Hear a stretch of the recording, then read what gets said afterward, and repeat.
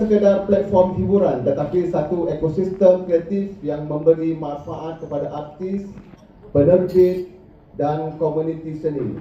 Ia dibina untuk memudahkan kerja industri, membuka peluang pendapatan dan membina hubungan terus antara pencipta dan peminat. Dan sebagai tambahan, sokongan kepada artis dan karyawan yang menghadapi kekangan kewangan, terutamanya mereka yang sukar berurusan dengan bank. United Nine Creative turut memperkenalkan penggunaan MiPay Prepaid Mastercard. Kad ini memberi peluang kepada mereka yang disenarai hitamkan blacklist